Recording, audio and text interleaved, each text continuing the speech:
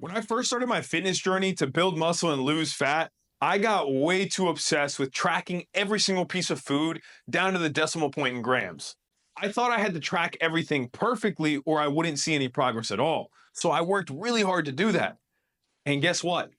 I didn't see any freaking progress. And it was because I was way too busy trying to find perfection that I just wasn't consistent enough. If I couldn't get it perfect, what was even the point of doing it? But then I realized that tracking macros isn't about being perfect. It's about helping you build awareness and understanding.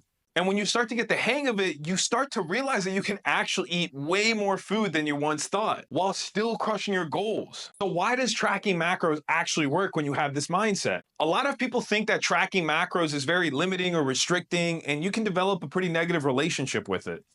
But really, the mindset to have with macros and calorie tracking is to treat it like you're budgeting your finances. When you budget your money, you're not restricting yourself. You're actually giving yourself more freedom to save money and spend more on the things you love and desire guilt free because you have that money saved up and you don't have to use credit per se. It's the same thing with your nutrition. Tracking calories is like budgeting your calories to let you still enjoy the cravings you might have while keeping you on the path to crushing your goals.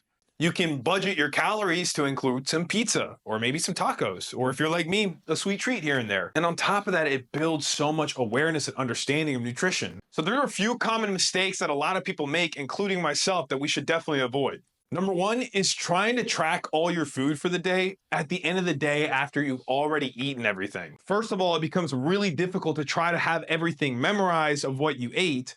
Second of all, if you're really serious about hitting your macro and calorie goals, by the end of the night, if you haven't tracked anything, you then have to freaking find and create some crazy concoction of a meal that might not taste the best or be very satisfying because you've already eaten majority of your calories earlier in the day, but you didn't know it. So take the time to plan ahead and track your food either the night before or even the morning of. Number two is using measuring cups or just eyeballing things. 1 tablespoon of peanut butter a lot of times isn't just a tablespoon.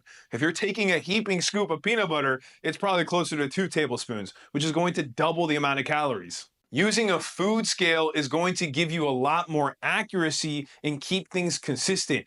And again, build more awareness for you on what an actual serving of something looks like peanut butter, for example. Mistake number three that I usually see is letting MyFitnessPal take into consideration your activity calories that you burned, like from walks or from working out. It is a cool feature that the app has, but I recommend turning it off because what happens is if you're trying to be in a deficit to lose weight or in a surplus to gain weight, when you allow the app to change your calories and macro goals because you've burned calories during activity, what it does is bring you back to maintenance. So if you burn 500 calories in a workout, the app will automatically allot you 500 extra calories of food. So you're not going to gain or lose any weight. So how should you track calories the right way? Number one is to make sure that you are tracking your food correctly when you're looking up in the database. In my opinion, the easiest way to do this is to use the barcode scanner, especially because majority of your meals should be coming from home. Home cooked meals are the way to go. The barcode scanner makes it much faster and you're guaranteed to get the right macros and calories based on the nutrition facts on the label. In addition to that, make sure that if you're not using the barcode scanner that you are getting some verified or double check it with the nutrition label that you have on hand. And then lastly is make sure that you're actually tracking it based on how you are weighing it out. So for example, if you are weighing your rice cooked,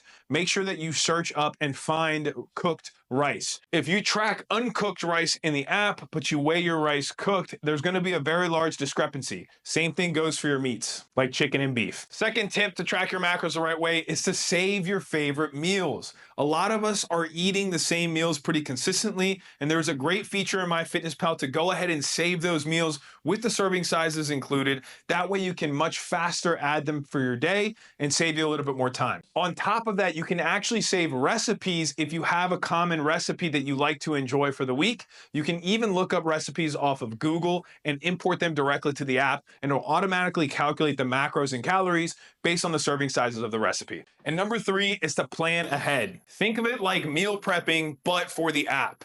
I'm a huge advocate of trying to plan ahead. Log your food as early in the day as you can, or even the night before. Or for somebody like myself that is very consistent with the foods I eat, I will actually go ahead and copy and paste the foods I log for the majority of the week because I know I will be eating the same things. Now you can't use you don't have time as an excuse because it will literally take you less than 30 seconds a day to maybe tweak things here and there. So the biggest mindset shift that you should have with tracking calories and macros is, first of all, stop thinking of it as limiting and restricting yourself. At the end of the day, we are trying to level up physically and mentally. And the best thing we can do is fuel our body with the proper nutrients, which is actually going to allow us to eat more volume of food. And the second thing is I know a lot of people get overwhelmed when it comes to tracking calories and macros because they believe it's going to take them a long time.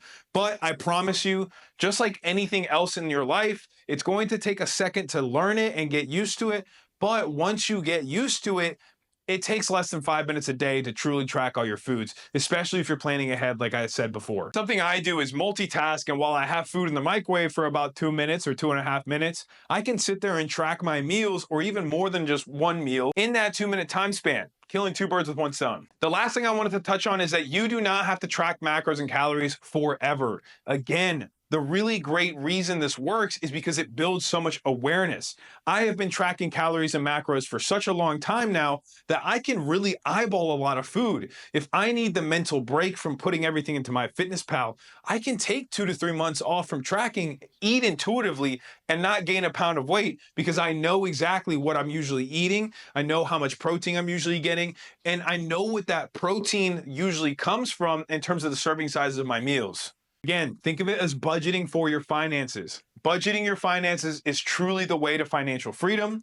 Tracking your calories and macros is really the way of learning intuitive eating and getting the results that you've always dreamed of while not having to stress about tracking all the time. Listen, if you're new here and you're tired of spinning your wheels, want to learn how to master your calories and macros, how to master your training, and truly build a disciplined mindset, my name is Eric, and I'm the owner of Silverback Strength, and you can apply for one-on-one coaching with the link in the description. I'm here to help you every step of the way. I'm more than happy to hit you with that free consultation call and see what kind of help I can provide you. If you found this video helpful, I would really appreciate it if you could hit that like, subscribe, and that notification bell button to really help support and grow the channel. Also, I know I'm asking a lot of you guys, but if there's anything you want to see more content on, just drop them in the comments, and I will more than happily make them as valuable as possible for you guys. As always, thank you guys, and I'll see you in the next one.